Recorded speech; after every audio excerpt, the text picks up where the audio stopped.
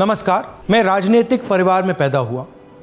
जब मैं छोटा सा था 1980 में प्रियंका और मैं घर में लेई बनाते थे, रात को निकलकर पोस्टर चिपकाते थे। चुनाव समझता हूं, 20 साल से मैं स्वयं चुनाव लड़ रहा हूं।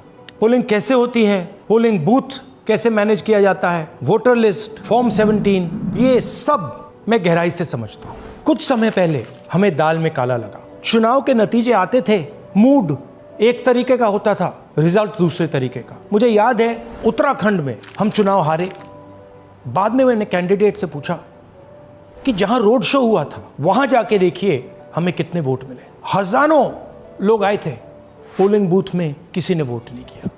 यह असंभव था, यह हो ही नहीं सकता। उसके बाद छत्तीसगढ़ और मध्य प्रदेश के रिजल्ट, हमें लगा कुछ ना कुछ गलत हो रहा है। 2018 में मध्य प्रदेश में चुनाव होता है, हम जीतते हैं, हमारी सरकार चोरी हुई थी। 2023 में चुनाव होता है, मैंने अपने आंखों से भारत जोड़ो यात्रा में देखा, भयंकर एंटी इनकम्बेंसी, और हमें 65 सीट मिलते हैं। इम्पॉसिबल, हो ही नहीं सकता। और फिर महाराष्ट्र में पहली बार हमें सबूत मिला। विधानसभा और लोकसभा के बीच में जादू से नए वोटर आते हैं, और जहां भी इन नए वोटर्स ने वोट किया वहां वोट बीजेपी को गया। महाराष्ट्र चुनाव के बाद जब हमें डाउट हुआ, हमारे गठबंधन के सारे नेताओं ने प्रेस कॉन्फ्रेंस किए और हमने इलेक्शन कमीशन से कहा कि आप हमें वोटर लिस्ट दीजिए, वीडियो रिकॉर्डिंग दीजिए। इलेक्शन कमीशन ने मना किया, ना उन्होंने हमें वोटर लिस्ट दी और ना उन्होंने वीडियो रिकॉर्डिंग दी। डाउट हुआ, क्यों नहीं दे रहे, क्या कारण है? तो हमारे दिमाग में सवाल उठा, क्या इलेक्शन कमीशन बीजेपी की मदद कर रहा है?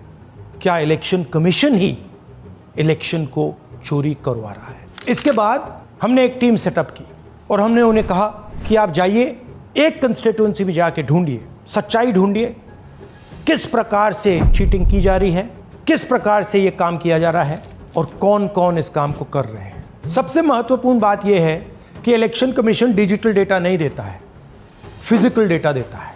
मतलब लाखों कागज में वोटर लिस्ट दे देगा, मगर डिजिटल वोटर लिस्ट किसी को कभी नहीं देता। क्यों नहीं देता? कारण क्या है? कारण है कि अगर डिजिटल डेटा मिल जाए तो इलेक्शन कमीशन की सच्चाई पूरे देश को पता लग जाए। हमने टीम को बताया, मैंडेट दी कि आप जाके चेक कीजिए, आप 5-7 सीटों पे पता लगाइए कि चीटिंग हुई, और अगर हुई तो कैसे हुई। टीम ने हमें एक दिन बताया कि 5-7 सीटों पे काम किया ही नहीं जा सकता। क्यों? मैंने उनसे पूछा क्यों नहीं किया जा सकता। उन्होंने मुझे ये कागज दिखाए। ये जो कागज हैं, ये एक लोकसभा के कागज नहीं है, ये एक विधानसभा के कागज है, और इन कागजों को हमने मैन्युअली सॉर्ट करना पड़ा।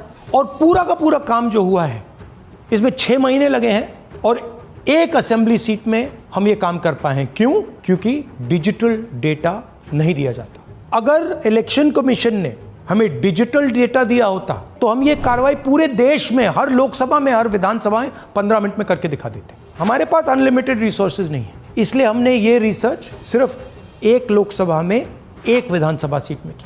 मगर मुझ में अब पूरा भरोसा है कि ऐसी 100 से ज्यादा सीटें हैं हिंदुस्तान में। जो यहां हुआ है उन सीटों में भी हुआ है। और याद रखिए, अगर बीजेपी को 10-15 सीटें कम आती तो आज नरेंद्र मोदी प्रधानमंत्री नहीं होते, इंडिया गठबंधन की सरकार होती। जांच ने 5 तरीके की चोरी पकड़ी है। डुप्लीकेट वोटर, जिसका मतलब एक वोटर के नाम वोटर लिस्ट में अनेक जगह आ रहे हैं। फेक एड्रेस, मतलब एड्रेस है ही नहीं, या फिर हाउस नंबर 0।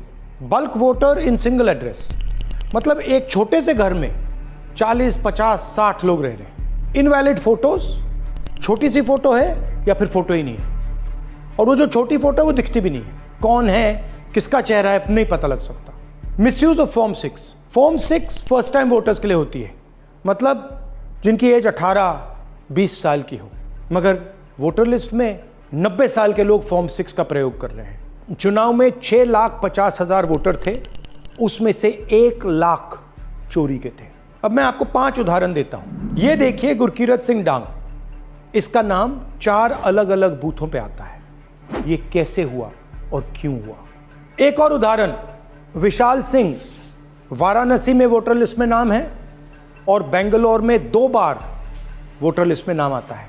क्या ये वाराणसी में वोट कर रहे हैं या बेंगलोर में वोट कर रहे हैं या दोनों जगह वोट कर रहे हैं? एक और उदाहरण देखिए, हाउस नंबर 0। तो आपने कभी सुना है हाउस नंबर 0? हमने तो नहीं सुना था, मगर बेंगलोर में हजारों हाउस नंबर 0 हैं वोटर लिस्ट पे।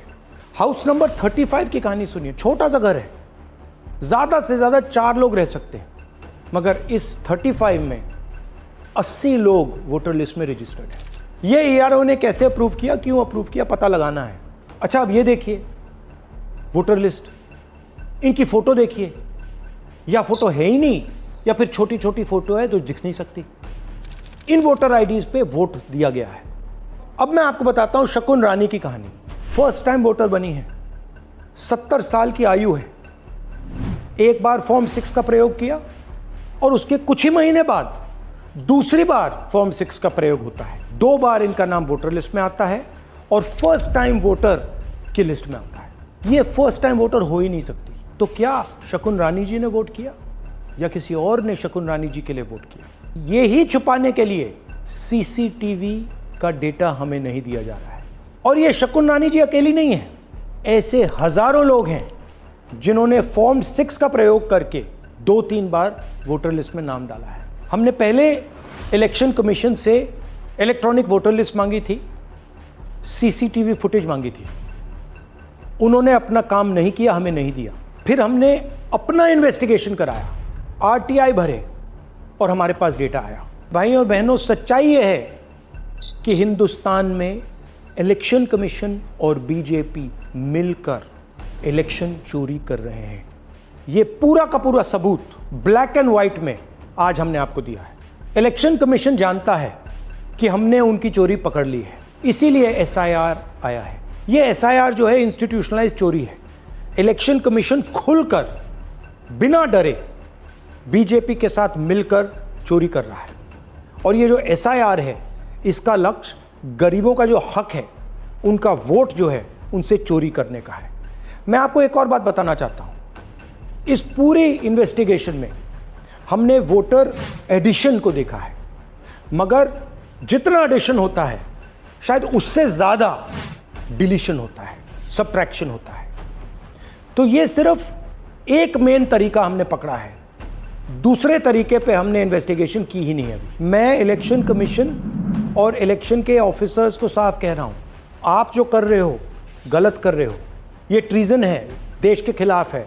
ये मत भूलिए, टाइम आएगा हम आपको पकड़ेंगे, बचने वाले नहीं हो। It is critical that we expose voter चोरी।